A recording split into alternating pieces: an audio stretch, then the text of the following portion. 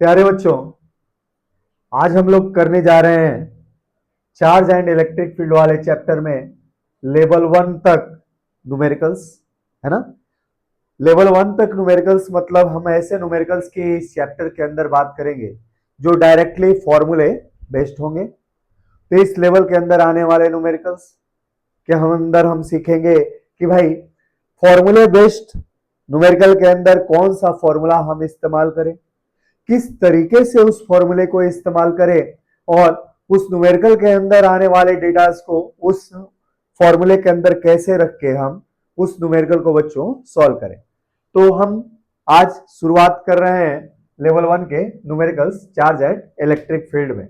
यह हमारा lecture number 16 है, अर्थात कि पार्ट 16 है ना।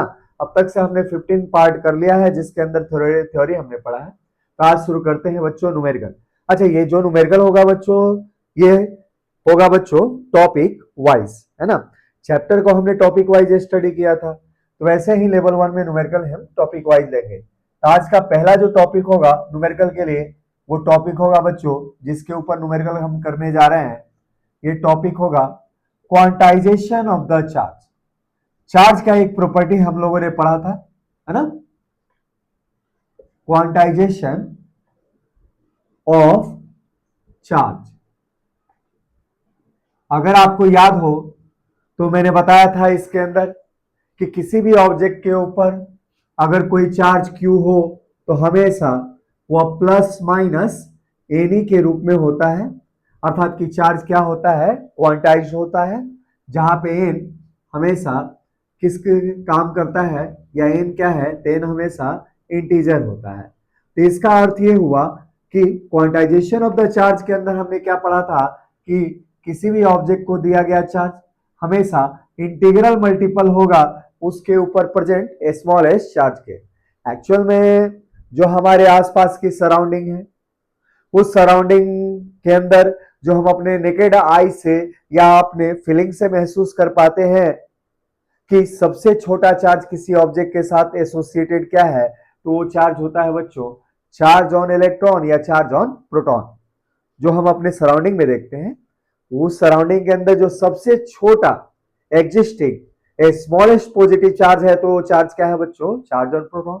और सबसे छोटा एग्जिस्टिंग और नेगेटिव चार्ज के रूप में जो स्मॉलेस्ट चार्ज होता है, वो क्या होता है, चार्ज ऑन इलेक्ट्रॉन। इस तरीके से क्वांटाइजेशन के अनुसार किसी भी ऑब्जेक्ट के ऊपर प्रेजेंट जो चार्ज होगा वो हमेशा इंटीग्रल मल्टीपल के रूप में प्रेजेंट होगा उस ऑब्जेक्ट पे प्रेजेंट आइदर पॉजिटिव चार्ज और नेगेटिव चार्ज, जिसके लिए हमने प्लस माइनस एनी का इस्तेमाल किया है। अगर उसके ऊपर पॉजिटिव चार्ज है तो प्लस लेंगे, अगर उसके ऊपर नेगेटिव चार्ज है तो माइनस लेंगे। ठीक है बच्चों, तो चलिए इसके ऊपर बेस्ड हम पहला न्यूमेरिकल बच्चों करते हैं क्वांटाइजेशन ऑफ द चार्ज में। पहला न्यूमेरिकल एन फर्स्ट डालें आप लोग, सिंपल सा। अच्छा, इस चैप्टर को शुरू करते समय ये दो डेटा आप लोग, इंपॉर्टेंट डेटा है, इसको आप लोग लिख लीजिएगा कॉपी में। जब भी हम 1/E करेंगे, अर्थात कि 1 को इलेक्ट्रॉन के चार्ज के बराबर या प्रोटॉन के चार्ज से हम डिवाइड करेंगे, तो ये वैल्यू क्या आएगी, तो ये वैल्यू बच्चों आएगी 6.25 इंटू 10 के पावर 18। याद रखिएगा, न्यूमेरिकल में न्यूमेरिकल वैल्यू के रूप में ये ऐसे एग्जिस्ट करेगा। अच्छा, 1/एप्सिलॉन नॉट क्या आएगा बच्चों, epsilon not permittivity of the free space 8.85 into 10 के पावर -12। जब उससे हम इसको डिवाइड करेंगे तो यह वैल्यू क्या आएगी, ये वैल्यू आएगी बच्चों 1.3, लगभग अप्रोक्सीमेटली ये बराबर होती है 1.3 इंटू 10 के पावर 11। और ये दो डेटा का इस्तेमाल करके हम इस लेवल 1 के न्यूमेरिकल्स बच्चों फटाफट सॉल्व करेंगे। तो पहला न्यूमेरिकल ये है बच्चों, if an object has charge Q equal to plus 4 coulomb, then find first deficient number of electron on the object या deficiency in number of electrons in the object. अच्छा, दूसरा loss of mass, loss of mass in the object. ये दो question काफी प्यारे से question है बच्चों, एक सिंपल सा लेवल 1 में। तो चलिए इसको सॉल्व करते हैं, सॉल्यूशन देखते हैं। देखिए पहला पार्ट हम बनाते हैं। यहां भाई क्वेश्चन कह रहा है कि कोई ऑब्जेक्ट है ये, इस ऑब्जेक्ट के ऊपर चार्ज कितना है बच्चों? तो चार्ज है +4 कूलम। अगर किसी ऑब्जेक्ट पे बच्चों अगर चार्ज पॉजिटिव है तो इसका मतलब क्या होता है? तो किसी ऑब्जेक्ट के ऊपर पॉजिटिव चार्ज तभी बनेगा जब उस ऑब्जेक्ट में से इलेक्ट्रॉन्स निकल के किसी दूसरे ऑब्जेक्ट या सराउंडिंग में कहीं पे वो गया हो, है ना। तो किसी ऑब्जेक्ट के ऊपर अगर पॉजिटिव चार्ज है इसका अर्थ है कि उसमें से इलेक्ट्रॉन का क्या हुआ है? लॉस हुआ है, याद रखिएगा। और किसी ऑब्जेक्ट के ऊपर अगर नेगेटिव चार्ज आया है तो इसका अर्थ है कि उसके ऊपर एक्सेस में, एक्स्ट्रा अमाउंट में इलेक्ट्रॉन आके क्या हुए हैं? एक्यूमुलेट हुए हैं। तो जिसमें से इलेक्ट्रॉन का लॉस होगा उसमें चार्ज पॉजिटिव होगा। और चूंकि इलेक्ट्रॉन के पास बच्चों मास होता है ना, तो इलेक्ट्रॉन के लॉस होने के बाद उस ऑब्जेक्ट में मास का लॉस होता है, जिसके कारण इस क्वेश्चन में दो पार्ट इस प्रकार से आपको पूछा गया है। भाई पॉजिटिव चार्ज अगर इतना है तो कितने सारे इलेक्ट्रॉन का लॉस हुआ है ऑब्जेक्ट में से, और साथ में अगर इलेक्ट्रॉन के लॉस होने के बाद उस ऑब्जेक्ट के मास में कितना का अंतर आया, अर्थात कि loss of mass in the object क्या है। ये दो चीजें आपको इस क्वेश्चन में बतानी है बच्चों। तो पहला देखते हैं, तो हम बाई पहला पार्ट करते हैं, by quantization of the charge.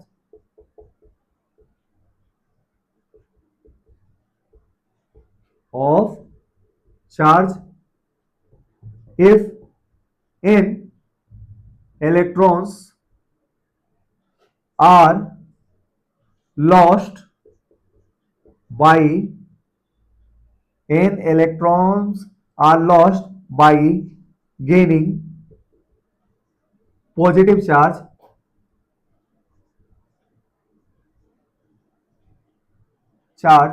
q equal to +4 coulomb, then we can write, हम क्या लिख सकते हैं बच्चों? we can write, हम लिख सकते हैं ऐसे, q equal two plus n, जहां n क्या है? नंबर ऑफ लॉस्ट इलेक्ट्रॉन है। n क्या है बच्चों? तो नंबर ऑफ लॉस्ट इलेक्ट्रॉन। अब इसकी वैल्यू हमें निकालनी है, और e की वैल्यू क्या होती है? e की वैल्यू आप जानते हैं होती है 1.6 इंटू 10 के पावर -19 कूलम। तो ऐसी स्थिति में जब चार्ज +4 कूलम है, चार्ज की वैल्यू क्या कितना दे रखा है? +4 कूलम, 4 लिख दिया, और ये हो गया n I इंटू ई। और ऐसी स्थिति में नंबर ऑफ लॉस्ट इलेक्ट्रॉन की वैल्यू कितनी आई आपके पास? तो नंबर ऑफ लॉस्ट इलेक्ट्रॉन की वैल्यू आ गई बच्चों 4/e। अच्छा, यहां पे मैंने डेटा लिख रखा है। जब भी 1/e को कैलकुलेट करना हो ना, अर्थात कि 1/1.6 इंटू 10 के पावर -19 वाले डेटा को आपको कैलकुलेट करना है, तो मैंने बताया है इसके जगह पे डायरेक्ट आप ये लिख लीजिए, है ना। तो हमारी इस केस में क्या हो जाएगा? n की वैल्यू हो जाएगी 4 इंटू 6.25 i इंटू 10 के पावर 18, ठीक है। और इसको हमने सॉल्व किया तो क्या दिया ये डेटा? इसको सॉल्व किया तो हुआ 4 5 20, 4 दूनी 8 2 10, 4 5 20, है ना, 2 4 दूनी 8 2 10, और फिर 1 24 1 25, है ना। ये हो जाएगा 25 इंटू 10 के पावर 18। तो इतने सारे इलेक्ट्रॉन्स का बच्चों क्या हुआ है? यहाँ पे लॉस हुआ है। अच्छा, अब इसको ऐसे भी कर सकते हैं, मैंने आपको बताया था जब quantization of the charge theory में पढ़ाया है कि 1 कूलम इलेक्ट्रॉन कहीं भी डील करना हो इस चैप्टर में, या 1 कूलाम चार्ज, चाहे पॉजिटिव चार्ज हो चाहे नेगेटिव चार्ज हो, उसको डील करना हो तो 1 कूलाम बराबर क्या होता है बच्चों, 1 कूलम के साथ एसोसिएटेड जो नंबर ऑफ इलेक्ट्रॉन्स होते हैं वो क्या होते हैं, तो 6.25 इंटू 10 के पावर 18 इलेक्ट्रॉन्स होते हैं। इसको भी याद रख के इस क्वेश्चन को इजीली आप कर सकते थे भाई। +4 कूलाम का चार्ज बनाने के लिए कितने इलेक्ट्रॉन्स का लॉस हुआ है, तो चूंकि 1 कूलाम के साथ इतने एसोसिएटेड है तो 4 के साथ एसोसिएटेड कितने होंगे, तो 4 को इसके साथ मल्टीप्लाई कर देंगे बच्चों। तो इस तरीके से हमने क्या देखा कि 4 कूलाम के चार्ज को जनरेट करने के लिए किसी ऑब्जेक्ट पे इतने सारे इलेक्ट्रॉन का क्या होता है, लॉस होता है। अच्छा, दूसरा पार्ट करते हैं बच्चों क्वेश्चन में। अब दूसरा पार्ट कह रहा है क्या, अगर इलेक्ट्रॉन का लॉस हुआ है तो उस ऑब्जेक्ट के मास में लॉस कितना होगा। तो देखिए, लॉस इन मास है ना ऑफ ऑब्जेक्ट, ऑब्जेक्ट के मास में कितना लॉस होगा, तो ये होगा बच्चों भाई इतने सारे इलेक्ट्रॉन लॉस हुए, एक इलेक्ट्रॉन का मास कितना होता है 9.1 इंटू 10 के पावर-31 केजी, अर्थात कि इतने सारे इलेक्ट्रॉन का मास अगर बाहर निकल गया ऑब्जेक्ट से तो उतना ही मास ऑब्जेक्ट में क्या हुआ है बच्चों, लॉस हुआ है। तो loss of mass of object क्या होगा, it is equal to loss in mass equivalent two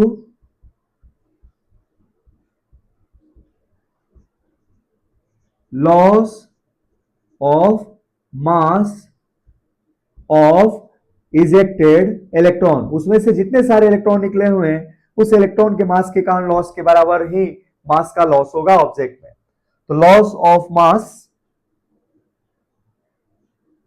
of ejected electrons. ठीक है बच्चों, ये काफी बेहतर तरीके से आपको समझ में आ रहा होगा। अब तो हमारे पास इतने सारे इलेक्ट्रॉन्स उसमें से निकाले गए हैं ताकि उसके ऊपर पॉजिटिव चार्ज आए। अच्छा, एक इलेक्ट्रॉन का मास क्या होता है, mass of one electron, mass of one electron क्या होता है बच्चों, तो एक इलेक्ट्रॉन का मास होता है बच्चों 9.1 इंटू 10 के पावर-31 केजी होता है ना। तो इतने सारे इलेक्ट्रॉन के लॉस के बाद कितना मास का लॉस हुआ, तो ये हो जाएगा बच्चों, हमारे पास लॉस ऑफ इलेक्ट्रॉन की संख्या है 25 इंटू 10 के पावर 18। अब एक इलेक्ट्रॉन का मास कितना है, तो 9.1 इंटू 10 के पावर-31 केजी। इसको आप सॉल्व करोगे तो आपका न्यूमेरिकल डेटा आ जाएगा इस क्वेश्चन में, that is loss of mass in object आ जाएगा। ठीक है, तो चलिए बच्चों, इस क्वेश्चन को समझते हुए हमने क्वेश्चन आसानी से कर लिया। आइए इस लेवल 1 में अब दूसरा आसान सा क्वेश्चन करते हैं, है ना। देखते हैं, इसको हटाता हूं, एक क्वांटाइजेशन के ऊपर और क्वेश्चन करा देता हूं।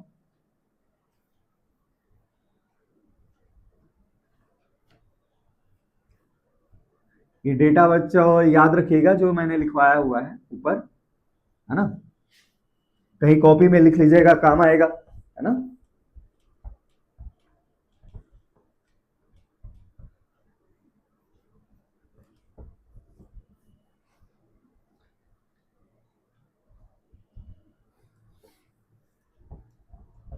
चलिए, अब क्वांटाइजेशन पे एक दूसरा न्यूमेरिकल लेते हैं बच्चों।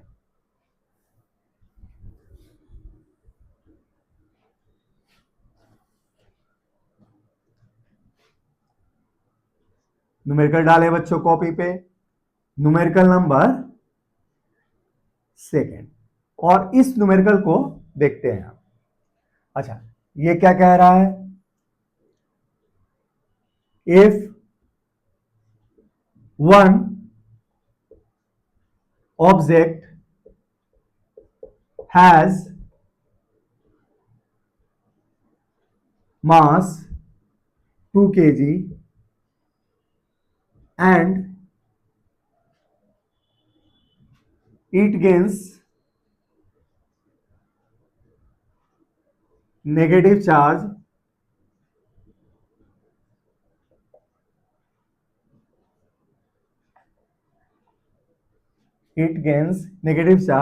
q equal to minus 0.2 milli कुलाम।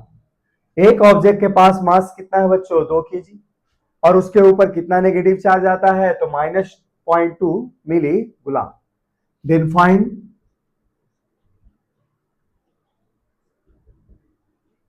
First number of excess electrons on it. ठीक है बच्चों। अच्छा, दूसरा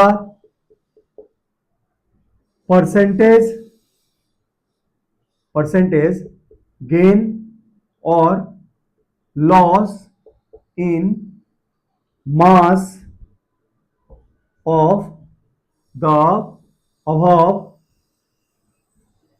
object.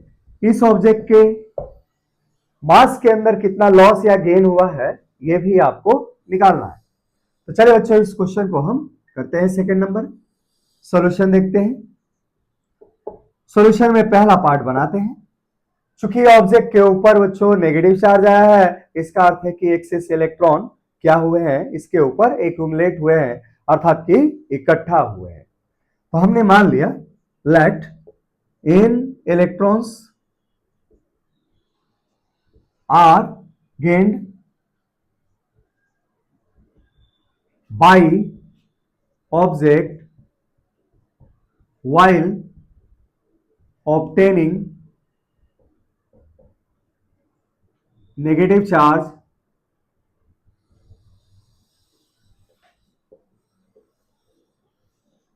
Q equal to -0.2 milli coulomb on it.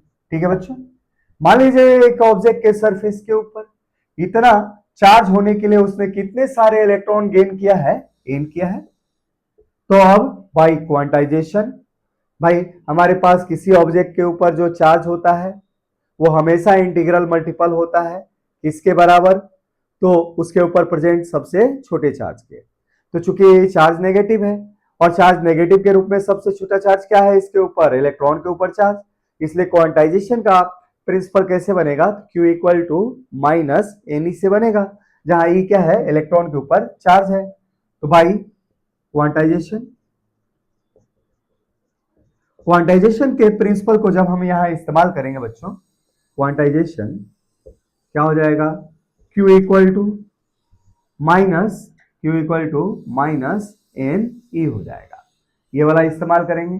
अच्छा, चार्ज है कितना बच्चों, तो चार्ज है -0.2 इंटू 10 के पावर -3 गुलाम है बच्चों, है ना, इतना है ना। अच्छा, अब क्या हो जाएगा आपके पास, तो -n हो जाएगा, और यहां से हम चाहे तो n की वैल्यू निकाल सकते हैं। n की वैल्यू हो जाएगी क्या बच्चों, -0.2 इंटू 10 के पावर -3 और डिवाइडेड बाई इलेक्ट्रॉन के ऊपर चार्ज होता है 1.6 इंटू 10 के पावर -19। अच्छा, माइनस माइनस क्या हो गया बच्चों, यहाँ पे प्लस हुआ, तो ये आने वाली वैल्यू क्या होगा, पॉजिटिव होगा। ऐसे भी जो नंबर ऑफ इलेक्ट्रॉन या नंबर ऑफ प्रोटॉन की संख्या है, ये जो नंबर होगा ये तो अपने आप में पॉजिटिव होगा बच्चों, तो ये वैल्यू क्या होगा, पॉजिटिव होगा। अच्छा, इसको सॉल्व करें तो मैंने बताया था 1/e की वैल्यू क्या होती है, 6.25 इंटू 10 के पावर 18 बताया ना। अच्छा, या ऐसे भी बताया है कि एक कूलाम चार्ज कितने सारे इलेक्ट्रॉनों से बना है, तो 6.25 इंटू 10 के पावर 18। तो उस डेटा को भी इस्तेमाल करके आप इसको सॉल्व कर सकते हैं। तो इतने सारे चार्ज होने के लिए कितने सारे इलेक्ट्रॉनों की आवश्यकता है, तो वो हो जाएगा बच्चों 0.2 इंटू 10 के पावर -3 आई इंटू, चूंकि एक कूलाम के साथ जुड़ा हुआ कितना है, 6.25 इंटू 10 के पावर 18। इसे सॉल्व कर सकते हैं, या 1/e की वैल्यू भी कितनी होती है, 6.25 इंटू 10 के पावर 18 होती है, इससे भी सॉल्व कर सकते हैं। तो ये जो चीजें हैं इसको सॉल्व करने के बाद देखते हैं क्या आता है आपके पास। तो 0.2 मल्टीप्लाई होगा इसके साथ 25, तो कितना हो जाएगा, तो देखते हैं, और 2 2 5 10, 2 5 10, 2 4 1 5 और 2 6 12, 1250 हुआ ये। अच्छा, अपॉन 1000, तो ये हो जाएगा क्या, 1.25 हो जाएगा। अच्छा 10 के पावर -3 10 के पावर 18 से मल्टीप्लाई हो जाएगा तो हो जाएगा क्या 10 के पावर 15 इलेक्ट्रॉन्स। तो इतने सारे इलेक्ट्रॉन्स बच्चों क्या हुए हैं ऑब्जेक्ट के ऊपर एक्स्ट्रा इकट्ठा हुए हैं। ठीक है, अब देखते हैं गेन इन मास। इलेक्ट्रॉन अगर आके इकट्ठा होते हैं ऑब्जेक्ट के सरफेस पे तो मास में कितना गेन होगा, तो गेन इन मास। तो मान लो मास में कितना भाई गेन हुआ डेल्टा एम का। अच्छा ये किसके बराबर होगा, तो एक्स्ट्रा आए हुए इलेक्ट्रॉनों के मास के बराबर होगा। और इतने सारे इलेक्ट्रॉन आके सरफेस पे एक्स्ट्रा एक्सेस अमाउंट में क्या होते हैं यहाँ इकट्ठा होते हैं। और एक इलेक्ट्रॉन का मास होता है बच्चों 9.1 इंटू 10 के पावर -31 केजी। तो इतने सारे इलेक्ट्रॉन का जो मास हो जाएगा वो क्या हो जाएगा 1.25 इंटू 10 के पावर 15। इतने सारे इलेक्ट्रॉन हैं और एक का इलेक्ट्रॉन का मास क्या है 9.1 इंटू 10 के पावर -31 केजी। तो इस तरीके से जो गेन इन मास होगा इतना हो जाएगा बच्चों। अब percentage gain in mass, percentage gain in mass ये हो जाएगा बच्चों क्या, तो gain in mass upon original mass. Original mass कितना है बच्चों ऑब्जेक्ट का 2 केजी। ऑब्जेक्ट का मास कितना लेना है आपको 2 केजी। तो मास में जो गेन है वो डेल्टा एम अर्थात कितना अमाउंट है, और जो मास की वैल्यू है वो 2 केजी। तो 2 केजी से ले जाके यहाँ डिवाइड कर दिया तो वैल्यू क्या आ गई 1.25 इंटू 10 के पावर 15 इंटू 9.1 इंटू 10 के पावर -31 और डिवाइडेड बाई क्या हो जाएगा बच्चों 2। तो यह हमारे पास क्या हो गया बच्चों परसेंटेज गेन इन मास क्या हो जाएगा बच्चों, तो ये होगा डेल्टा एम है ना gain in mass upon original mass into 100 होगा बच्चों। तो इसको 100 से हम मल्टीप्लाई कर देंगे। भाई फ्रैक्शनल गेन इन मास क्या होगा डेल्टा एम अपॉन मास, और 100 से मल्टीप्लाई करेंगे तो क्या मिलेगा परसेंटेज गेन इन मास। तो परसेंटेज गेन इन मास क्या होगा इस न्यूमेरिकल डेटा के बराबर होगा। इसको जब सॉल्व करेंगे तो we will get our answer. तो आप बच्चों घर पे इसको सॉल्व कर लीजिएगा है ना। 9.1 और 1.25 को मल्टीप्लाई कीजिएगा। मैं चाहूं तो यहाँ कैलकुलेटर से कर सकता हूं लेकिन चलिए हम अगले क्वेश्चन पे करते हैं। तो इसको आप जो भी मल्टीप्लाई करके मिलेगा that will be your percentage gain in mass of the object when it is become negatively charged. तो चलिए बच्चों हमने क्वांटाइजेशन ऑफ द चार्ज के ऊपर दो प्यारे प्यारे क्वेश्चन कर लिए। आइए अगला हम टॉपिक उठाते हैं कुलाम्स लॉ। और कुलाम्स लॉ पे एकदम प्रैक्टिकल एप्लीकेशन के साथ फॉर्मूला कैसे अप्लाई किया जाए कुलाम्स लॉ पे उस पे अब कुछ क्वेश्चन हम बनाते हैं लेवल 1 में है ना। ये हटाता हूं बच्चों।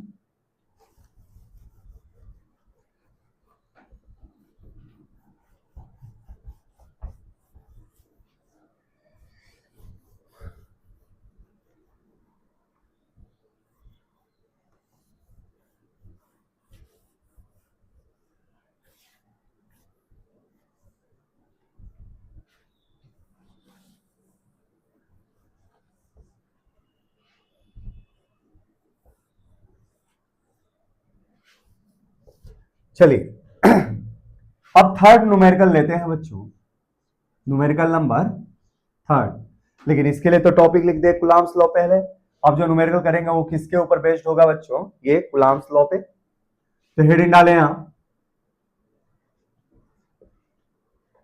कुलाम्स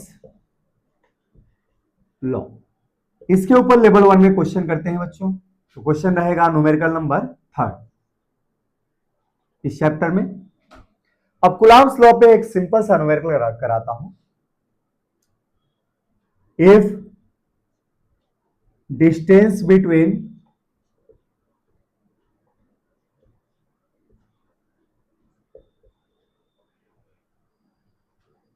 टू चार्जेस,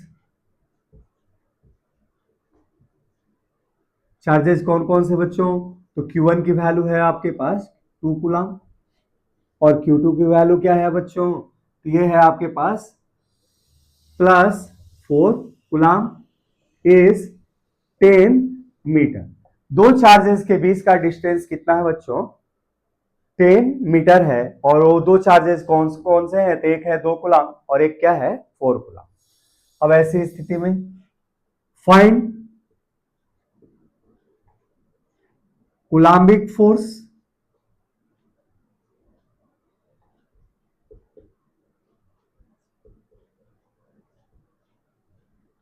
और force exerted by one charge on other charge, force exerted by one charge on other charge in magnitude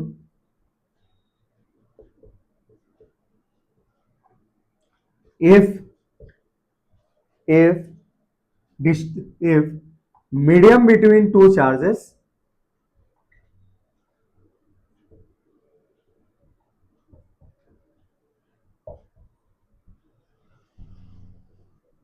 मेरे साथ बच्चों क्वेश्चन भी कॉपी पे लिखे हैं आप लोग का आदत पढ़ा होगा बच्चों पीपीटी या पीडीएफ से पढ़ने का, लेकिन जनरली क्या है बच्चों, किताब से जब हम पढ़ते हैं किताबों में तो क्वेश्चन लिखा होता है, लेकिन आप जब लेक्चर लेते हैं और लेक्चर लेते दौरान जब आप क्वेश्चन लिखते हैं तो क्वेश्चन लिखते लिखते बहुत सारे डेटा आपके माइंड में बच्चों घूमते रहते हैं। इसलिए मैं आपको यहाँ पे क्वेश्चन लिखाता हूँ और क्वेश्चन लिखा के बच्चों सोल्यूशन बनवाता हूँ, ताकि इससे क्या होगा, ये चीजें बहुत देर तक आपके परमानेंट मेमोरी में जाके वहां पे बैठ जाएगी, है ना। अगर आप फटाफट क्वेश्चन देख लें उसके बाद फटाफट सॉल्व कर ले रहे हैं तो ये टेम्पोररी मेमोरी में आके गैप हो जाएंगे। चलिए शुरू करते हैं इसमें। तो उस समय फोर्स निकालना है if medium between two charges is, पहला मीडियम है बच्चों एयर। अच्छा, दूसरा मीडियम क्या है बच्चों, तो इज क्या है liquid having relative permittivity, relative permittivity को बच्चों डाइलेक्ट्रिक कांस्टेंट भी कहते हैं, और डाइलेक्ट्रिक कांस्टेंट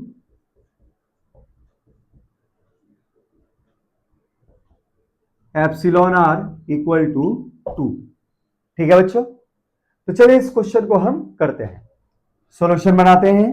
क्वेश्चन को बच्चों ढंग से पढ़िएगा। क्वेश्चन में दो पार्ट है, दोनों पार्ट में दोनों चार्ज के बीच में उस समय फोर्स निकालना है जब दोनों चार्ज के बीच का मीडियम क्या है एयर है, और दूसरे पार्ट में उन दोनों चार्जेस के बीच में फोर्स उतने ही डिस्टेंस पे तब निकालना है जब उनके बीच का मीडियम एयर ना होके कोई ऐसी लिक्विड है जिसकी रिलेटिव परमिटिविटी या डाइलेक्ट्रिक कांस्टेंट की वैल्यू 2 है।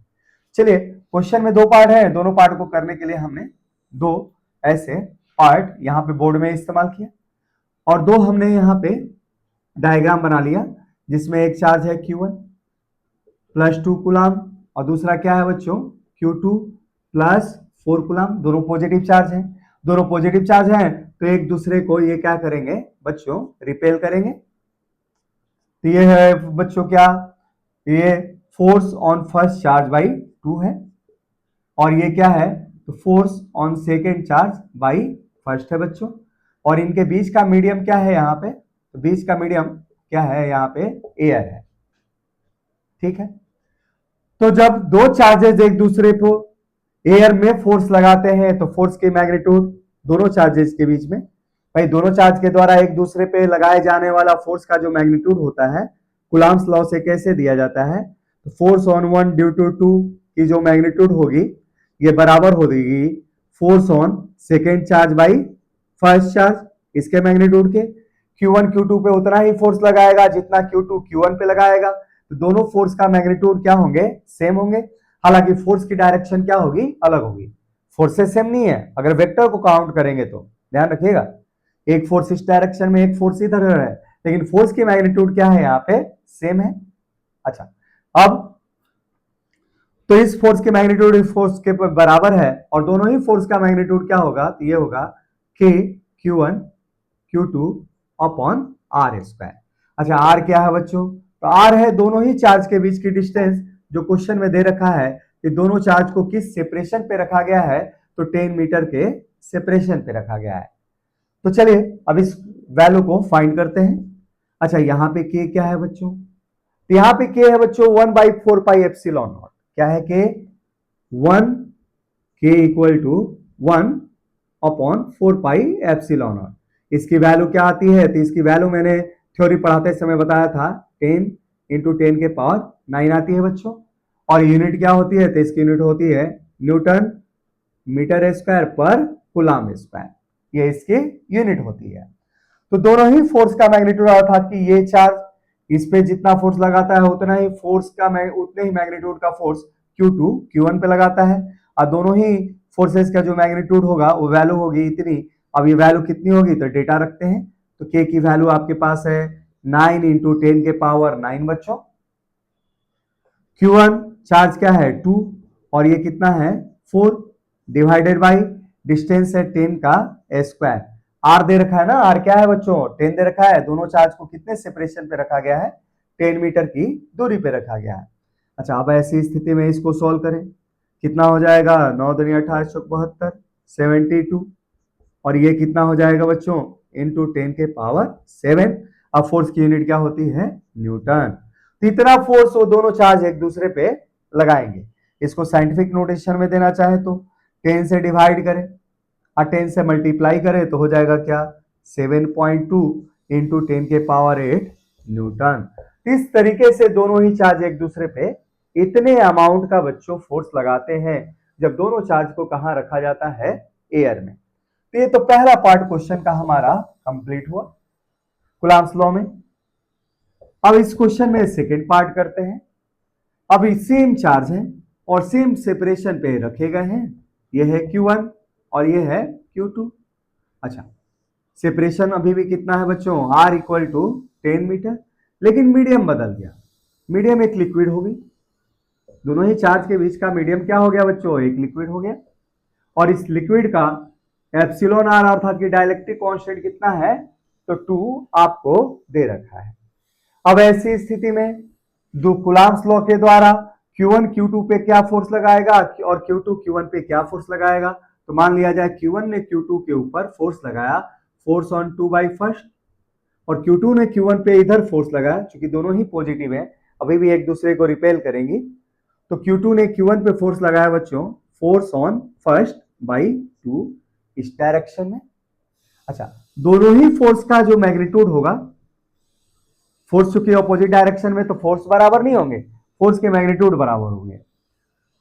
तो फोर्स ऑन 1/2 का जितना मैग्नीट्यूड होगा उतने ही मैग्नीट्यूड का बच्चों फोर्स होगा फोर्स ऑन 2/1 का। और इस समय कूलम्ब्स लॉ के द्वारा लगने वाला फोर्स की वैल्यू अर्थात की मैग्नीट्यूड दी जाएगी K Q1 Q2/r²। अच्छा, मैंने थ्योरी में आपको पढ़ाया था, जब दो चार्ज के बीच का मीडियम एयर ना हो कि कुछ और हो तो ऐसी स्थिति में K अर्थात कि इलेक्ट्रोस्टैटिक कांस्टेंट 1/4πε0 नहीं होता। क्या होता है? 1/4πεm होता है। ये क्या हो जाएगा हमारे पास? 1/4πεm, ये K की वैल्यू, और ये वैल्यू क्या रह जाएगी? ये वैल्यू रह जाएगी बच्चों Q1 Q2/r²। अच्छा, एप्सिलॉन एम क्या है बच्चों? तो यहाँ पे एप्सिलॉन एम है इस मीडियम की permittivity. Epsilon m equal to permittivity of medium between two charges. ठीक है।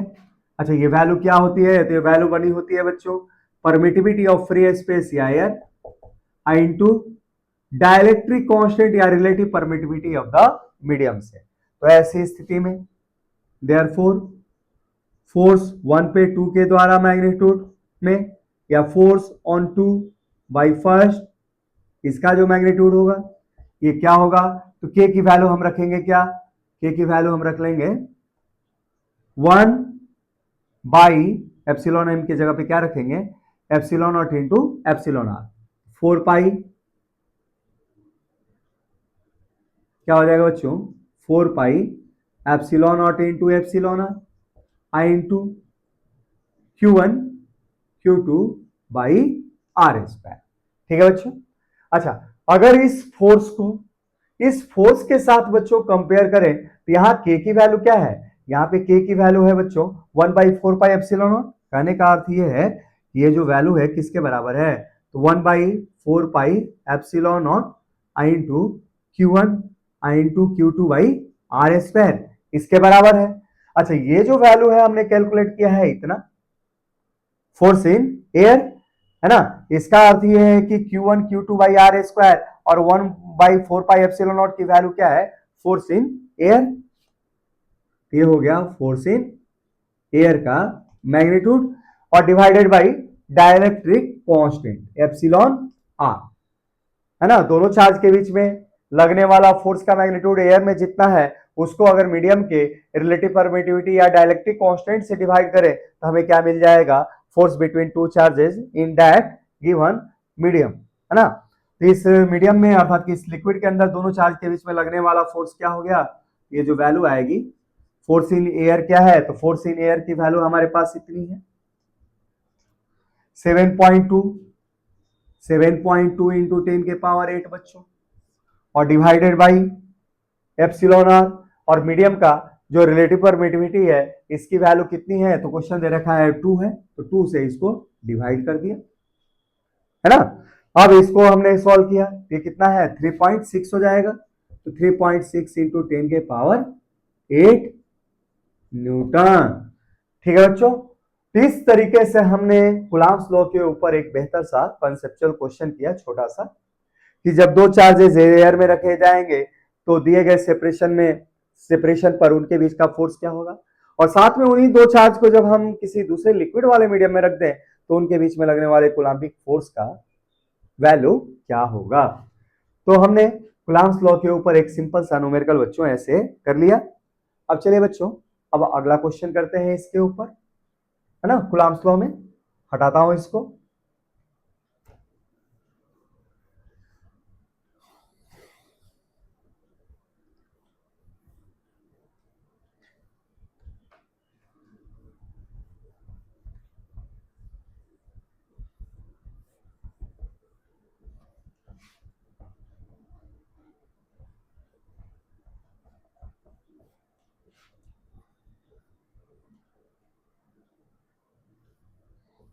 चलिए बच्चों, अब करते हैं हम अगला क्वेश्चन, है ना, कूलम्ब्स लॉ पे।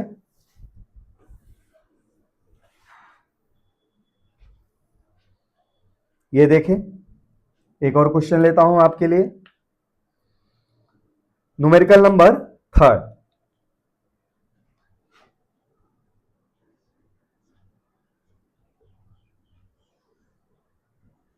अच्छा, इस क्वेश्चन के लिए मैंने कूलम्ब्स लॉ पे क्वेश्चन ऐसे बनाया, मान लीजिए ये y एक्सिस है और ये क्या है बच्चों, x एक्सिस है।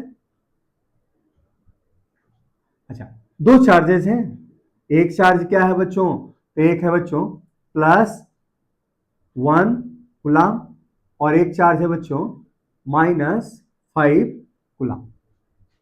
अच्छा, एक्स एक्सिस के किस पोजीशन पे रखे गए हैं, तो एक को हमने रखा है कितना 2 और 0 पोजीशन पे, और एक्स किस में है बच्चों, मीटर में दे रखा है, और ये जो दे रखा है ये वाली वैल्यू दे रखी है आप लोगों को कितना, तो 4 और 0। ठीक है, और इस चार्ज को हमने मान लिया क्या बच्चों, ए, और इस चार्ज को हमने मान लिया क्या बच्चों, बी। अब मैंने क्वेश्चन ऐसे बनाया, find Coulombic force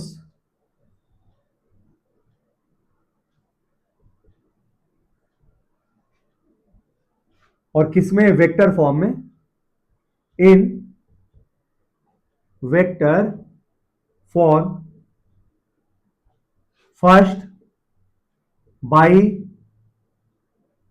charge A on B. इसका अर्थ यह है कि आपको निकालना है force on charge B by A. ठीक है बच्चों। अच्छा, दूसरा चीज बाई चार्ज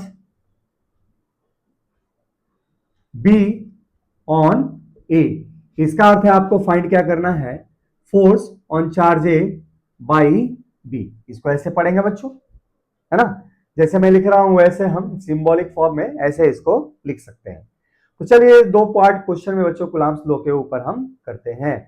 अच्छा, सॉल्यूशन बनाते हैं। सॉल्यूशन को बच्चों एक स्टेप वाइज में बनाता हूं। तो पहला स्टेप ये है बच्चों, जब दो चार्ज Q1 और Q2 एक दूसरे से आर सेपरेशन में रखे जाएं तो दोनों ही चार्ज एक दूसरे पे इक्वल मैग्नीट्यूड में क्या लगाते हैं बच्चों, फोर्स लगाते हैं। हम पहले मैग्नीट्यूड निकालते हैं यहां पे। तो magnitude of Coulombic force, magnitude of Coulombic force between two charges, है ना। दोनों ही चार्ज एक दूसरे पे कितने मैग्नीट्यूड का फोर्स लगाते हैं ये वैल्यू निकालता हूं। तो डेट इज, हम कैलकुलेशन कर रहे हैं force on A by B का मैग्नीट्यूड, या ये क्या होगा, force on B by A का मैग्नीट्यूड।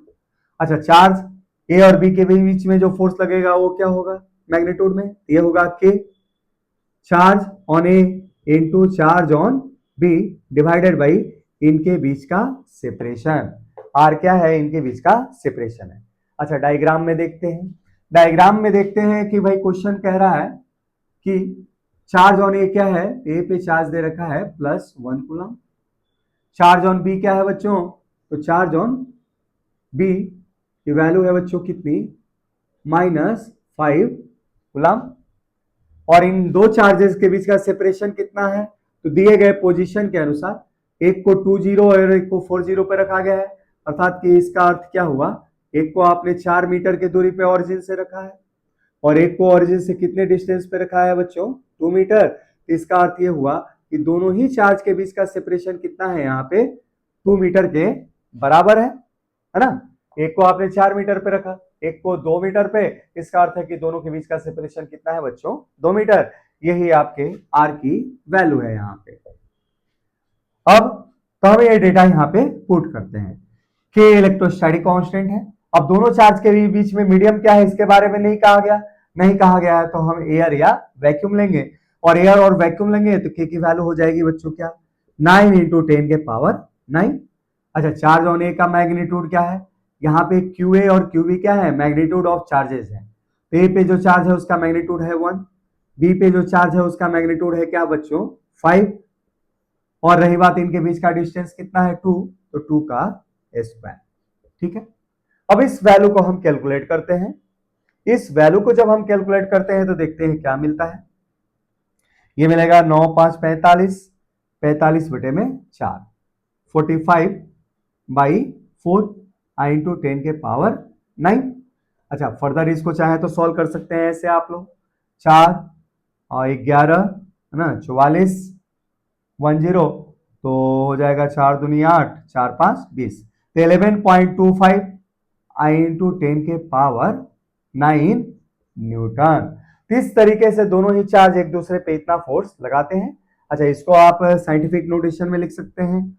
इसको 10 से छोटा होना चाहिए ना, तो 10 से डिवाइड किया तो 1.125 है ना। तो 10 से डिवाइड किया, 10 से मल्टीप्लाई किया तो ये हो जाएगा 1.125 इंटू 10 के पावर 10 न्यूटन। तो इस तरीके से दोनों ही चार्ज एक दूसरे पे इतने मैग्नीट्यूड का फोर्स ये लगाती है। ये तो निकल गया। अब आपको वेक्टर फॉर्म में निकालना है क्वेश्चन को तो इस फॉर्म में नहीं करना, लेकिन मैग्नीट्यूड निकाला है ताकि वेक्टर फॉर्म को निकालना हमारे लिए आसान हो जाए बच्चों। तो पहला पार्ट क्वेश्चन में हम करते हैं। चलिए अगला स्टेप में पहला पार्ट क्वेश्चन को करते हैं। फोर्स क्या है पहला part, force on B by A. तो बी पे जो फोर्स लगेगा ए के द्वारा वो इस डायरेक्शन में होगा, क्योंकि ये पॉजिटिव है और ये नेगेटिव है, तो ये क्या करेगा, इसको अट्रैक्ट करेगा, इसको इस डायरेक्शन में अट्रैक्ट करेगा बच्चों। तो ये क्या है, force on B by A का क्या है बच्चों, ये डायरेक्शन है। और उसी तरह आप यहां ये भी दिखा सकते हैं, बी के द्वारा ए पे जो लगने वाला फोर्स होगा इसकी डायरेक्शन ऐसे हो जाएगी, भाई P क्या करेगा, A को इधर अट्रैक्ट करेगा, ये हो गया force on A by B। ठीक है बच्चों, तो डायरेक्शन से आप क्या देखते हैं, force on A by B क्या है, प्लस एक्स डायरेक्शन में है, और force on B by A क्या है, माइनस एक्स डायरेक्शन में है। Force on B by A minus x direction में तो है, लेकिन मैग्नीट्यूड में कितना है, 1.125 इंटू 10 के पावर 10 न्यूटन। इसकी डायरेक्शन माइनस एक्स एक्सिस में है, वेक्टर वाले यूनिट वेक्टर के कॉन्सेप्ट से force on B by A क्या है, तो मैग्नीट्यूड में तो है 1.125 इंटू 10 के पावर 10। अच्छा, इसकी डायरेक्शन किधर है, माइनस एक्स एक्सिस, तो माइनस एक्स एक्सिस के डायरेक्शन में इतने मैग्नीट्यूड का वेक्टर कैसे देंगे, तो माइनस आई कैप से इसको दिया जा सकता है। इसका अर्थ है कि कूलम्बिक फोर्स एफ बी ए का जो वेक्टर फॉर्म है वो इस तरीके से है। अच्छा, अब इसके बाद हम दूसरा पार्ट क्वेश्चन का करते हैं। दूसरा पार्ट कह रहा है क्या, वेक्टर फॉर्म किसका फाइंड करना है, force on A by B. अब ए पे बी के द्वारा लगने वाला फोर्स क्या होगा, तो ये प्लस एक्स डायरेक्शन में है और मैग्नीट्यूड में कितना है, तो 1.125 इंटू 10 के पावर 10 है। तो हम इसको ऐसे दे सकते हैं, force on A by B. अच्छा, इस फोर्स का मैग्नीट्यूड कितना है, तो इसका भी मैग्नीट्यूड है 1.125 इंटू 10 के पावर 10। कितनी मैग्नीट्यूड का है बच्चों, और ये किधर है, तो प्लस एक्स डायरेक्शन में है, प्लस एक्स डायरेक्शन के लिए यहां क्या दे दिया बच्चों, आई कैप। ठीक है, तो इस तरीके से कूलम्बिक फोर्स का हमने वेक्टर फॉर्म भी यहां पे अच्छी तरीके से बच्चों स्टडी कर लिया। बार बार कह रहा हूं बच्चों, क्वेश्चन को खुद से करें आप, है ना, सॉल्यूशन आप देख ही रहे हैं, आप खुद से भी बच्चों कॉपी पे आप प्रैक्टिस करते रहें। तो चलिए बच्चों, अगले क्वेश्चन में चलते हैं, इसमें कूलम्ब्स लॉ में, और वेक्टर फॉर्म के गाड़ी को थोड़ा सा और हम आगे बढ़ाते हैं। तो हटाता हूं इसको, ये देखें, तो न्यूमेरिकल 3 था हमारा, अब चलेंगे न्यूमेरिकल 4 पे, कूलम्ब्स लॉ में।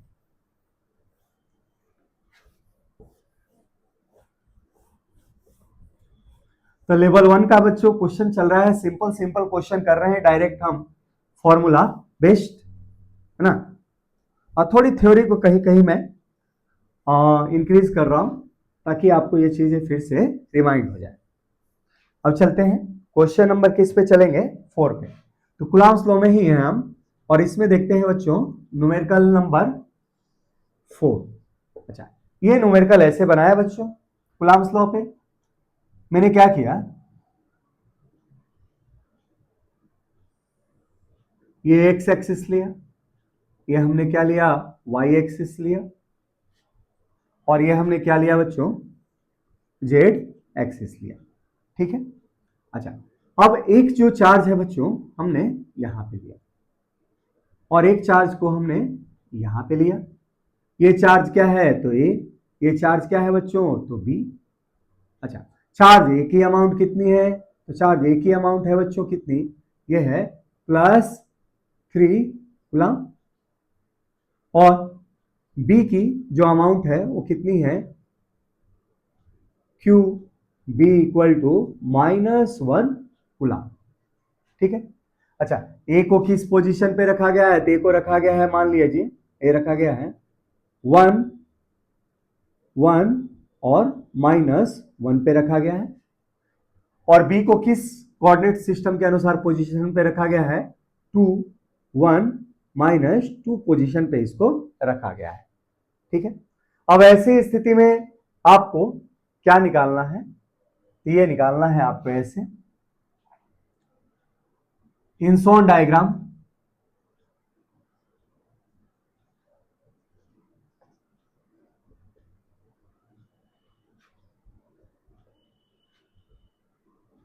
Find Coulombic force between two charges, Coulombic force between two charges in vector form. Vector form में इन दोनों ही चार्ज के बीच में लगने वाला क्या निकालना है आपको, कूलम्बिक फोर्स निकालना है बच्चों। दैट इज, इसका अर्थ यह है कि फाइंड, आपको क्वेश्चन में क्या फाइंड करना है, फर्स्ट फाइंड करना है फोर्स, कूलम्बिक फोर्स की बात कर रहा हूं, force on A by B. अच्छा, सिंबॉलिक फॉर्म में कैसे लिखेंगे, तो force on A by B ये निकालना है वेक्टर फॉर्म में। अच्छा, दूसरा चीज क्या फाइंड करना है, तो फोर्स ऑन बी बाई ए। इसका अर्थ है आपको क्या फाइंड करना है यहां, तो आपको फाइंड करना है बच्चों फोर्स ऑन बी बाई ए। जिस तरीके से मैं पढ़ रहा हूं वैसे लिख के आप ये अपने सिंबॉलिक रिप्रेजेंटेशन को दिखा सकते हैं। तो चलिए बच्चों, इस क्वेश्चन को आपने पढ़ लिया होगा।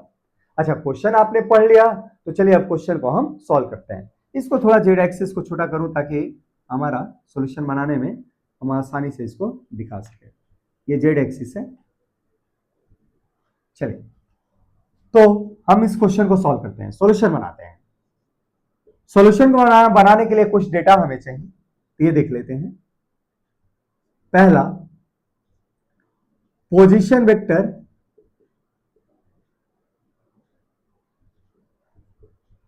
ऑफ चार्ज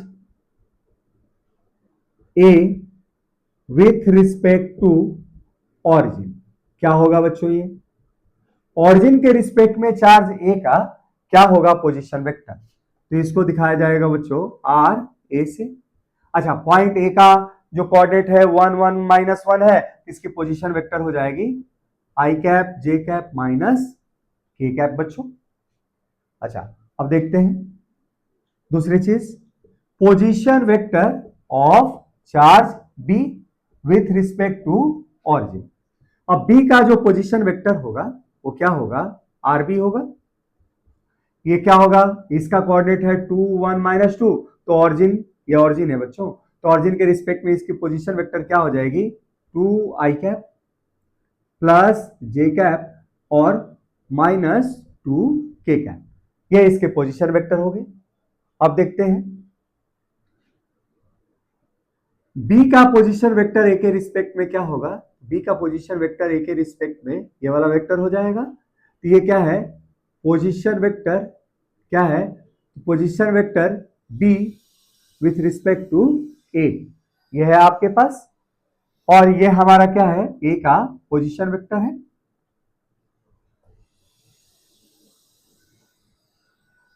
हमारा ए का क्या है, ये पोजीशन वेक्टर आ रहे, और बी का पोजीशन वेक्टर क्या है आपके पास, तो ये वाला बी का पोजीशन वेक्टर है बच्चों। तो ये चीज हमने निकाली। अच्छा, दूसरी चीज, now position vector of B, charge B की बात कर रहा हूं, position vector of charge B with respect to A. अच्छा, ये कैसे लिखा जाएगा, तो ये लिखा जाएगा बी का विथ रिस्पेक्ट टू ए हम दे रहे हैं इस सिंबल से। अब बी की पोजीशन वेक्टर ए के रिस्पेक्ट में से क्या क्या होगी, तो इसके ट्रायंगल लॉ से भाई ये वेक्टर प्लस ये वेक्टर इक्वल टू ये वेक्टर है। हमारे पास क्या है, यहाँ पे हमारे पास है r A plus r B A equal to triangle law of addition of vector से, तो ये क्या है, आर बी है बच्चों। तो यहां से बी ए क्या हो जाएगा, position vector of B with respect to A, are B minus R A हो जाएगा। ये हो जाएगा position vector of B minus position vector of A. अच्छा, अब बी के पोजीशन वेक्टर में से ए का पोजीशन वेक्टर घटा दें आप, तो 2 आई कैप में से आई कैप जाएगा तो आई कैप बचेगा, जे कैप में से जे कैप जाएगा तो 0 जे कैप बचेगा, अब -2 के कैप में से माइनस के कैप जाएगा तो क्या बचेगा बच्चों, माइनस के कैप बचेगा आपके पास, ये बचेगा ना आपके पास। तो इसका अर्थ ये हुआ कि therefore position vector of B with respect to A की जो वैल्यू आई, ये क्या आई, I cap plus sorry I cap क्या आई बच्चों, तो आई कैप माइनस के कैप आई। क्लियर है। अब अगर हमें बी का position vector with respect to A मिल गया तो हमें क्या मिल जाएगा, ए और बी के बीच की दूरी। तो ए और बी के बीच की जो दूरी होगी ये किसी पोजीशन वेक्टर के लेंथ के बराबर होगा। तो हम यहां लिख सकते हैं distance between charge A and B, distance between charge A and B. ये क्या हो जाएगा बच्चों, तो ये हो जाएगा, मान लो आर है तो ये हो जाएगा पोजीशन वेक्टर बी, ए का मैग्नीट्यूड। इस वेक्टर का लेंथ अर्थात कि कोई सी भी वेक्टर का लेंथ क्या होता है, उसका मैग्नीट्यूड, इसका मैग्नीट्यूड, इसके मैग्नीट्यूड का अर्थ है कि इस वेक्टर का magnitude I cap minus J cap का बच्चों क्या मैग्नीट्यूड, के कैप है ना,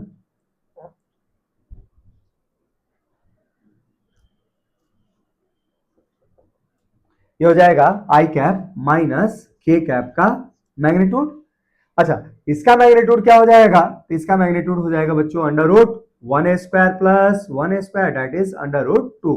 तो इसका अर्थ ये है कि दोनों चार्ज के बीच का जो डिस्टेंस है वो कितना है, रूट 2 है। क्लियर है। अच्छा, अब देखते हैं by Coulomb's law. Coulomb's law के द्वारा चार्ज ए के द्वारा बी पे एक्सर्टेड फोर्स का मैग्नीट्यूड और चार्ज ए पे बी के द्वारा एक्सर्टेड फोर्स का मैग्नीट्यूड क्या होगा, कैसे दिया जाएगा, by Coulomb's law.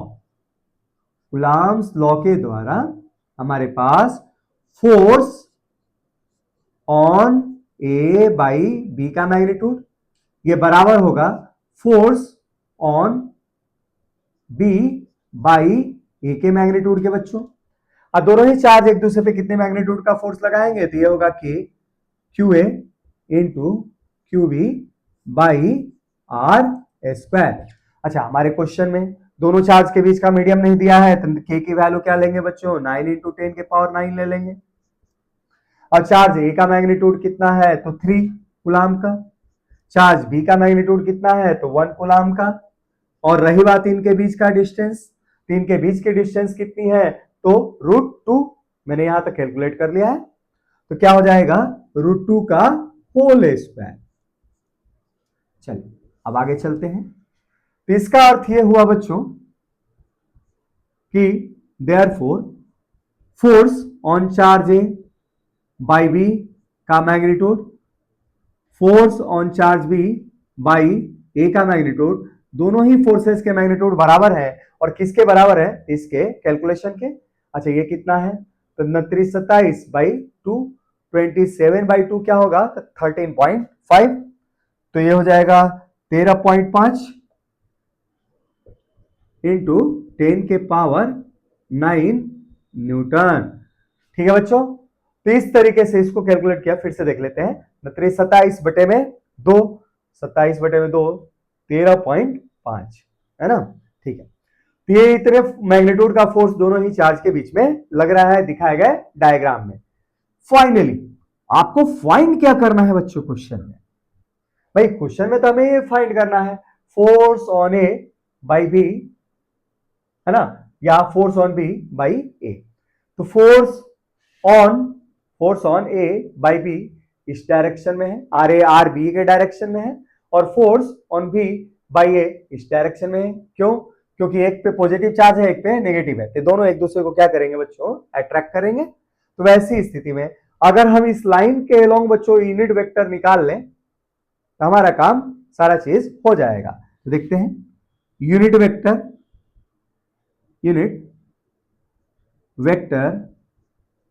Along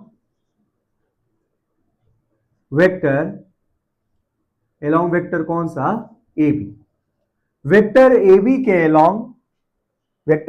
along आपके पास यूनिट वेक्टर क्या हो जाएगा, तो मान लीजिए ये यूनिट वेक्टर क्या है आपके पास, ये वाली यूनिट वेक्टर है एन कैप है। अच्छा, किसी भी वेक्टर के डायरेक्शन में यूनिट वेक्टर कैसे मिलता है, तो वो मिलता है उस वेक्टर को उसके मैग्नीट्यूड से डिवाइड करने के बाद। तो ए बी डायरेक्शन में जो यूनिट वेक्टर होगा वो क्या होगा, तो ए बी डायरेक्शन में जो आपके पास वेक्टर है वो आर बी ए है। अगर हम आर बी ए को इसके मैग्नीट्यूड से डिवाइड करें तो हमें इस डायरेक्शन में अर्थात कि ए बी डायरेक्शन में क्या मिल जाएगा, यूनिट वेक्टर। तो आरबीए का मैग्नीट्यूड से हमने आरबीए को यहां डिवाइड कर दिया, ये लीजिए। अच्छा, आरबीए वेक्टर कितना है, तो आरबीए वेक्टर आप हमने निकाला है कितना, आई कैप माइनस के कैप, ये है आई कैप माइनस के कैप, और इसका मैग्नीट्यूड कितना है, तो इसका मैग्नीट्यूड हमने निकाला है इस वेक्टर का कितना, अंडर रूट 2 के रूप में। तो ये हमारे पास यूनिट वेक्टर हो गया इस लाइन AB के एलोंग। अब इस लाइन AB के एलोंग दोनों ही फोर्स एग्जिस्ट करते हैं, तो ऐसी स्थिति में वेक्टर फॉर्म को लिखना यहां बहुत अब आसान हो गया। तो चलिए अब लास्ट में हम इस क्वेश्चन को, आंसर को बच्चों कंक्लूड कर देते हैं। तो फोर्स की तो मैग्नीट्यूड इतनी है, और ए बी लाइन के अलोंग आपके पास यूनिट वेक्टर इतना है, तो ये हो जाएगा, ऐसे दिया जाएगा। हटाता हूं बच्चों, है ना, आपने लिख लिया होगा। अब देखते हैं,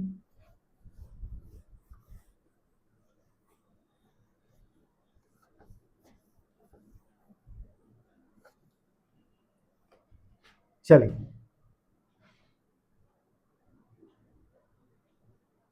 फाइनल सॉल्यूशन हम करते हैं। फाइनली जो हमसे पूछा जा रहा है, फाइनली पार्ट फर्स्ट में पूछा जा रहा है force on A by B.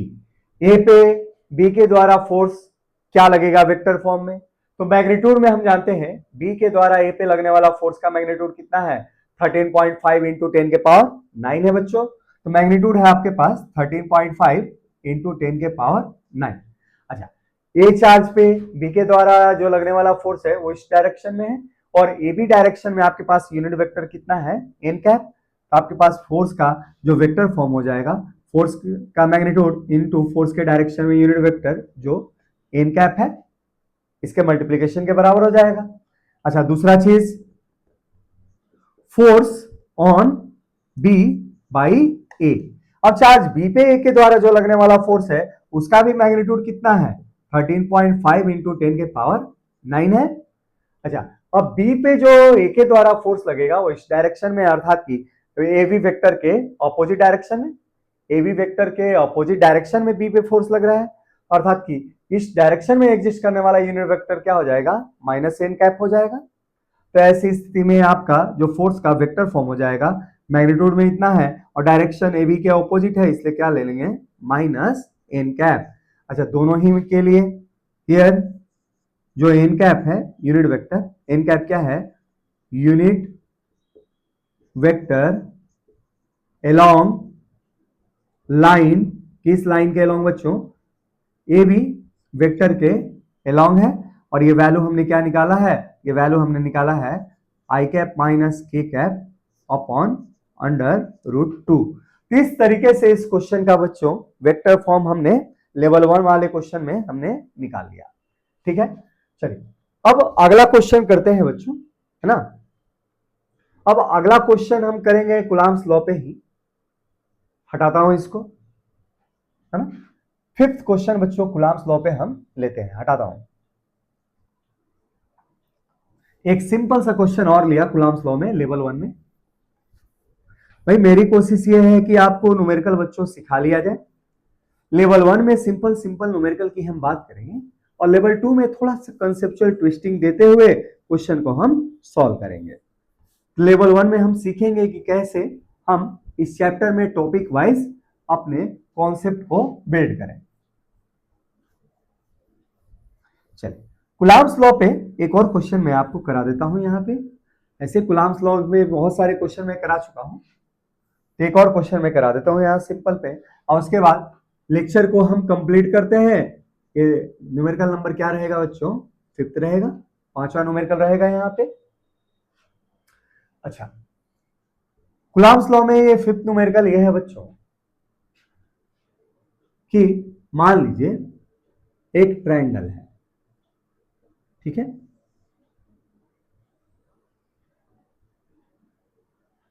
ये चार्ज क्या है Q, ये भी चार्ज कितना है Q, और ये भी चार्ज कितना है Q। अच्छा, साइड लेंथ है ए, ठीक है।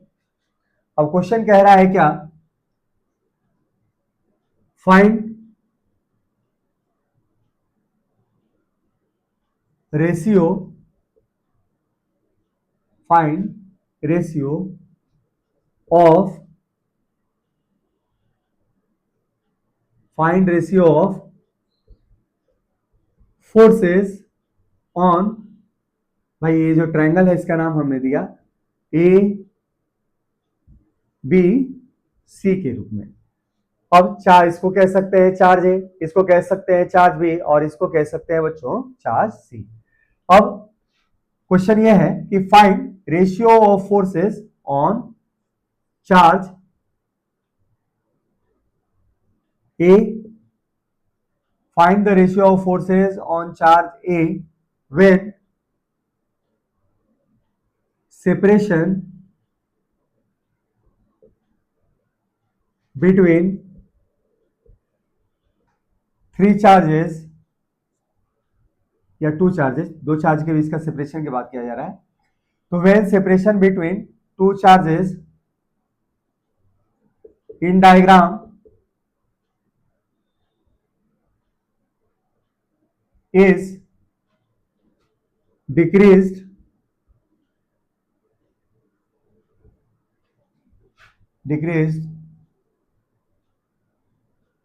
to 1/3 to इनिशियल सेपरेशन, है ना। क्वेश्चन कह रहा है कि दो चार्जेस के बीच का सेपरेशन अगर हम 1/3 कर दें तो ऐसी स्थिति में ए पे लगने वाले फोर्सेस का क्या निकालना है, आपको रेशियो निकालना है। ठीक है, चले। अच्छा, अब देखें आप कैसे करेंगे इसको, सॉल्यूशन बनाते हैं इसको। यहां पे force on A by B क्या होगा बच्चों, तो force on A by B का जो मैग्नीट्यूड होगा ये होगा के Q Q upon a square हो जाएगा। अच्छा, उसी तरह force on A by C, अब ए पे सी के द्वारा जो फोर्स लगेगा वो वैल्यू क्या होगा, इसका magnitude. Force on A by C, इस फोर्स का मैग्नीट्यूड ये भी कितना हो जाएगा, ये हो जाएगा के Q1 Q2 का कॉम्बिनेशन क्या है, के क्यू क्यू, और डिस्टेंस है ए अर्थात कि ए स्क्वायर, ये हो जाएगा के Q square upon a square, और ये भी हो जाएगा बच्चों क्या, के Q square upon a square. ठीक है, अब इन दोनों ही फोर्सेस के मैग्नीट्यूड सेम है तो हमने मान लिया क्या है ये एफ, और ये भी क्या है एफ, से एंड से। ठीक है बच्चों, क्लियर है सबको। अच्छा, अब देखें force on A by B इस डायरेक्शन में होगा, force on A by B. अच्छा, force on A by C ये इस डायरेक्शन में हो जाएगा, force on A by C इस डायरेक्शन में है। अच्छा, दोनों ही फोर्सेस के जो मैग्नीट्यूड है वो क्या है बच्चों, एफ के बराबर है, हमने ऐसा मान लिया है। अब देखें चूंकि ये इक्विलैटरल ट्रायंगल है तो ये एंगल कितना होगा 60 डिग्री, और इसके ठीक अपोजिट ये है तो ये हमारा क्या है एंगल 60 डिग्री है।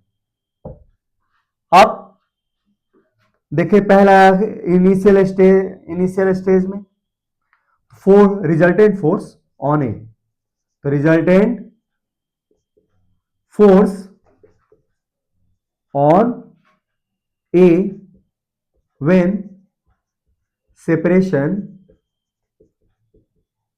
इज कितना है ए, दो चार्जेस के बीच का सेपरेशन कितना है ए है, तो ऐसी स्थिति में रिजल्टेंट फोर्स की वैल्यू क्या हो जाएगी, तो ए पे जो रिजल्टेंट फोर्स होगा वो क्या है, तो ये बना है force on A by B plus force on A by C, इन दो फोर्सेस के वेक्टर सम से बना है। भाई ए पे जो रिजल्टेंट फोर्स होगा वो किससे बना है, तो इस पे लगने वाले फोर्सेस के वेक्टर सम से बना है। अच्छा, इन दोनों ही फोर्स के बीच का एंगल कितना है 60 डिग्री, और दोनों ही फोर्स के मैग्नीट्यूड क्या है एफ के बराबर है, तो हम लिख सकते हैं क्या, देयरफॉर जो रिजल्टेंट फोर्स होगा इसका जो मैग्नीट्यूड हो जाएगा बच्चों ये क्या हो जाएगा हमारे पास, ये हो जाएगा under root F square plus 2ab cos theta अर्थात कि 2f स्क्वायर और cos 60 डिग्री। अच्छा, इसको सॉल्व करें, इसको सॉल्व करेंगे तो आएगा बच्चों कितना, √3f आएगा। ठीक है, और f की वैल्यू हमने ऐसे निकालनी है, कैसे, KQ² के रूप में। क्लियर है? अब ये तो हमारा हो गया। अच्छा, अब इसमें अब दूसरा पार्ट करते हैं। जब सेपरेशन दो चार्जेस के बीच में a/3 हो जाता है, तो when separation between charges, when separation between two charges becomes, कितना हो जाता है बच्चों, a/3, a/3 हो जाता है। तो वैसी स्थिति में रिजल्टेंट फोर्स क्या हो जाएगा, तो then resultant force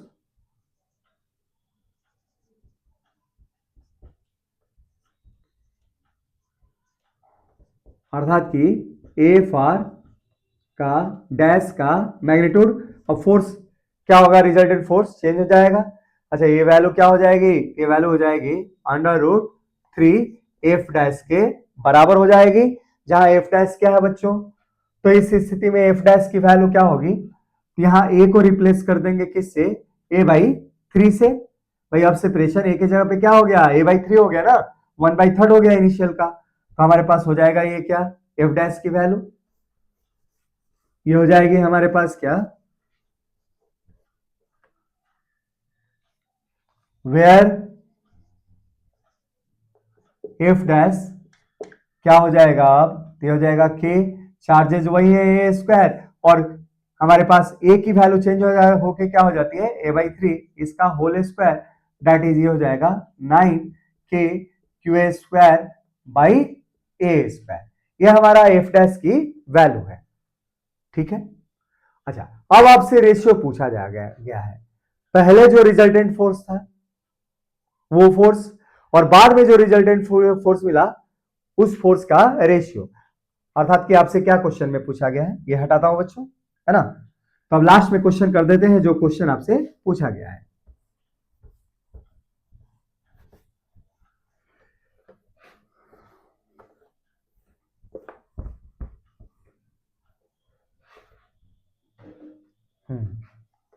last final, अब फाइनल हम सॉल्यूशन बनाते हैं, क्या मिलता है हमें सॉल्यूशन, तो फाइनली भाई हमारे पास अब तक से क्या मिला, हमारे पास अब तक से यही मिला ना कि जो रिजल्टेंट फोर्स है उसका मैग्नीट्यूड पहले कितना था, तो ये था √3f था, जहां पे f की वैल्यू क्या थी, KQ²/a² था, और बाद में बच्चों जो रिजल्टेंट फोर्स था, बाद में जो रिजल्टेंट फोर्स था f' के रूप में था, इसका मैग्नीट्यूड क्या था, ये √3f' था, और f' की वैल्यू हमने क्या निकाली, तो f' की वैल्यू हमने निकाली है 9kQ²/a², ये हो गया 9kQ²/a²। तो फाइनली जो रेशियो आपसे पूछा गया है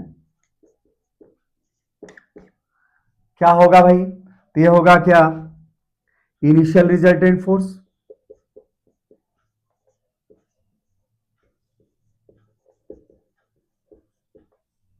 initial resultant force upon final resultant force, final resultant force. अच्छा, इनिशियल रिजल्टेंट फोर्स आपके पास कितना है, तो ये है बच्चों √3f के बराबर, √3f, और फाइनली क्या है, तो √3f' है, इसका अर्थ हुआ ये गया ये गया, f/f' के ये बराबर है, f की वैल्यू KQ²/a², और रही बात f' की, तो f' की वैल्यू कितनी है बच्चों, तो f' की वैल्यू है 9kQ²/a²। अच्छा, यहां से KQ²a² कैंसिल आउट हो गए बच्चों, तो ये वैल्यू कितनी आ गई, ये वैल्यू आ गई बच्चों 1/9 आ गई। ये रेशियो कितना मिला आपके पास, तो इस फॉर्म में आपको ये रेशियो मिला 1/9, अर्थात कि इनिशियल फोर्स और फाइनल फोर्स का रेशियो इतना हो जाएगा। अच्छा, फाइनल फोर्स के डेनोमिनेटर में है, इसका अर्थ है कि फाइनल फोर्स इनिशियल फोर्स की तुलना में क्या है, 9 टाइम्स है। अब लिख सकते हैं यहाँ पे final force becomes 9 times two initial force. जो इस रेशियो से हमें ये मिलता है, तो final force equal to 9 times initial force. ठीक है बच्चों, जो फाइनल रिजल्टेंट फोर्स है वो इनिशियल रिजल्टेंट फोर्स की तुलना में क्या है, 9 गुना ज्यादा है चार्ज ए पे, है ना। तो इस तरीके से क्वेश्चन को हमने सॉल्व कर लिया।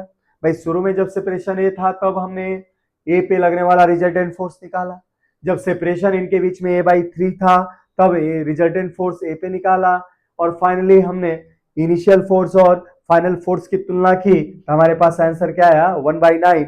जहां से कंक्लूड करके हमने लिख दिया क्या, जब जब इन चार्जेस के बीच में, दो चार्जेस के बीच का सेपरेशन अगर 1/3 हो जाता है तो ए पे लगने वाला जो रिजल्टेंट फोर्स होगा वो इनिशियल फोर्स की तुलना में क्या होगा बच्चों, 9 गुना होगा, 9 टाइम्स ज्यादा होगा।